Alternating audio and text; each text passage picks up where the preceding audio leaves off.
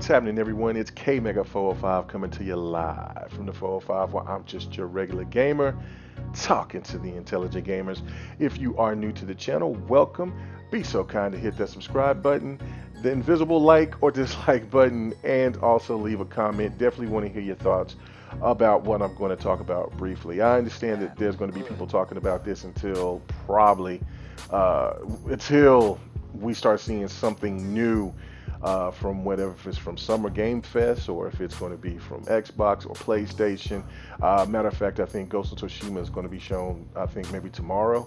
Some more gameplay, a game or trailer or whatever. But regardless, this is the main point right here, and this is a tech demo from Unreal Engine showing their new engine that they've made, Unreal Engine 5, and it's going to be available here in the year 2021, early 2021, full assets by late 2021. So it's running off of the PlayStation 5. It actually is very impressive tech. It looks fantastic. I didn't come here to rip it or to talk bad about it because I was thoroughly impressed. And that's the thing, I think, as gamers. If you're excited about gaming, anything that's coming, this was Nintendo that was coming out with some new tech, and it was running off of Unreal Engine 5 or whatever, I'm going to be excited because it's just kind of bringing you and showing you a little bit of what's to come in the next generation. So, kudos for the negotiations between Sony and Epic to go ahead and have this being shown. Because look, I mean, for however people want to look at Inside Xbox, negative or positive, I thought it was fantastic for what it was. It showed new IPs, very different type of IPs, something that Xbox has not shown. The whole messaging or gameplay debacle or whatever, that's a whole nother topic for a whole nother day. Even though I am going to talk about that here for a hot second on this, but not about the whole Xbox thing. But because I've already made my points about that beforehand.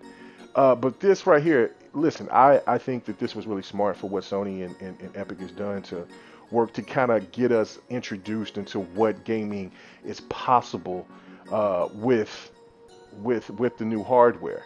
And it's, like I said, very impressive. The lighting is stupid, and this is without ray tracing. That's what's even more impressive. So it's all right. It's all good. And so I think that this is, so PlayStation fans themselves should be excited. The one caveat, the one issue that I have is that when it comes to the, using the engine from Epic, Sony doesn't use it that much. I mean, Sony is usually hardcore on using their own engine themselves, and rightfully so. Their games look fantastic. But to highlight it, like I said, it's a good look, but it also kind of deters a little bit because most of the games that we'll see running off of this engine is going to be either multi-plat for the most part, or mostly this engine is going to be ran on the competition's hardware, which is the Xbox Series X.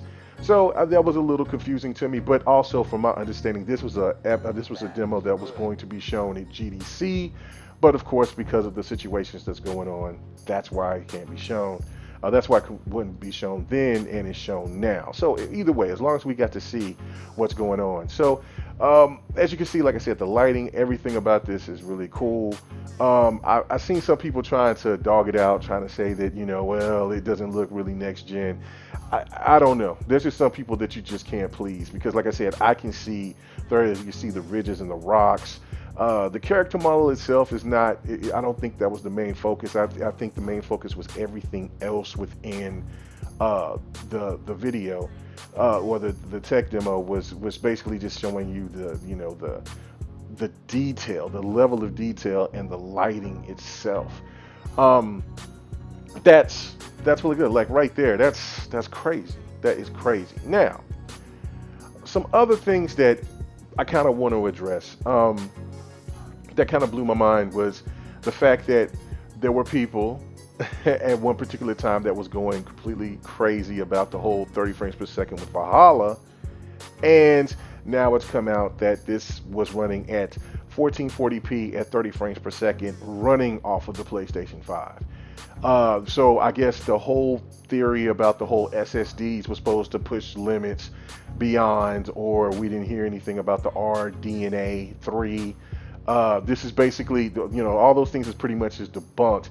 The SSD is going to be a fantastic tool, and PlayStation most likely will have the best SSD drive, and it will help out with certain games. But when it's coming to something like this, it's just not going to cut it. There was the two guys that was talking about this whole situation about the bottleneck, pretty much, and how the importance of the T-flops, or the components that are within the T-flops, I suppose you would say, is the important factor for letting these games be pushed to higher levels. So, not saying that that this is, saying that the PlayStation 5 is going to be completely insignificant. The point of it is that for the people that's been out there capping about 30 frames per second, or 60 frames per second of death, I think that they got to pump the brake. They got to pump them, because it is basically showing you that, look, it's all about the visual fidelity, the beauty of it. Hopefully that a lot of these games will have performance modes, or dynamic mode. It's like I've said a couple of videos back, I'm all about the dynamic. I care about, it's all about having the right televisions. It's all about having the right components to help utilize everything to work properly, to where you won't feel like that anything is held back. And I've never really cared too much about the whole 30 frames per second versus 60 frames, except for what I said in the video before, was about sports games, racing games, shooters, etc. These type of games right here, adventure, which this is absolutely awesome. This what made me drop my jaw. Like, this is crazy. And like I said, this is running on the PlayStation 5. Now, it would be scaled back if this was an actual game, so it wouldn't be as polished, but it would still look spectacular running on somebody's television, on a QLED, OLED, TCL or TLC, I think that's what they're called, TCLs, I'm sorry.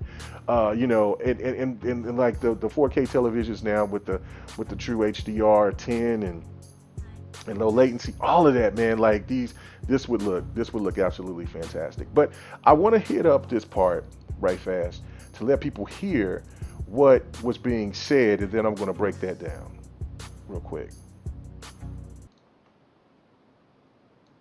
That we're going to see, like, real raw scaling. It's not just about resolution, but everything is now tied to this. So in this case, the demo here running on PlayStation 5 is pretty much a 1440p at 30 frames per second demo, and they're using Unreal's temporal upsampling to sort of improve the fidelity of it. But I think that gives you an idea of what we're talking about here if you're at 1440p 30 right now. That's a very interesting point, because if you were to scale this down to systems that had less, teraflops available to them, because this system scales very hard, like you mentioned, where geometry and shading and like the output resolution are all scaling in one-to-one ratio.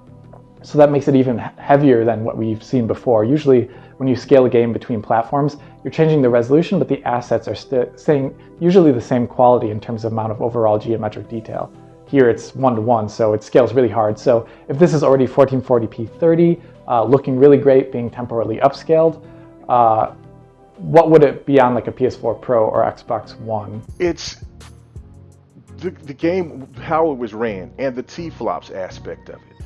So again, Xbox owners should, Xbox One or Series X adopters will definitely don't have to hold their head low, because this trailer was running off of the PlayStation 5 and looked fantastic, because just like they were breaking down, hey, this thing is going to look better with more powerful hardware, in super high-end PCs. Yeah, is are we going to see this game or certain games that looks like this that's going to be running off of this engine 60 frames per second? I have no idea. The one thing about this is that with DirectX 12, with the VRR, or the variable refresh rate, or whatever that thing is called, and other properties with the cloud and all of that, which Sony's going to be utilizing some of the cloud.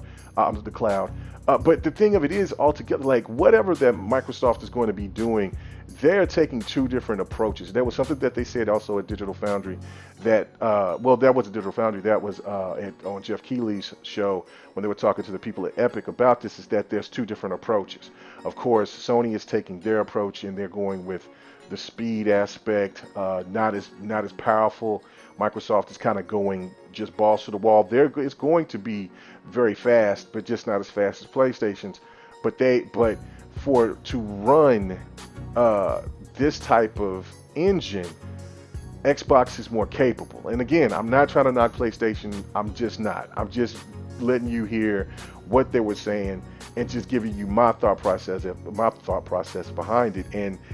And both are going to be, they're going to be fantastic consoles. And it comes down, of course, to the games. And like I said, it's going to be services and features that's going to be the overall factor, because if the prices are going to be somewhat similar, then what is it that, other than the games, which is an important factor, but the services and the features within these consoles will be very impactful as well. So if Xbox games can achieve 60 frames per second, and you have people that's been touting that it's 60 frames per second or death, and then PlayStation, which most of their bigger titles, which threw me off, because I got big shout out to Legal, to Legal about this, because when he said it, I was like, what? And I went and looked it up myself, and yeah, most PlayStation first-party IPs are not 60 frames per second. They've mostly been